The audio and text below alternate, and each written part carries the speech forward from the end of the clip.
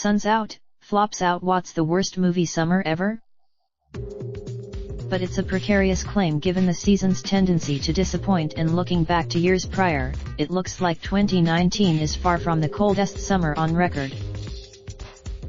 There was so much that was wrong with 2001's crop of summer hopefuls, and in so many different ways, that it's almost hard to know where to start.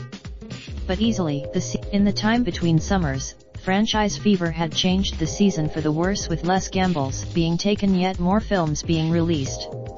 They weren't all bad. Just when you thought it was safe to go back to the multiplex, 2010 drunkenly barreled into views, spewing up arguably the worst lineup summer audiences had ever endured, a crop so crappy that it made 2009's warmer months look like awards season. It was the year that's anyone claiming that film fans are suffering this summer need only think back just 2 short years to remember a season packed with even more brazen emptiness.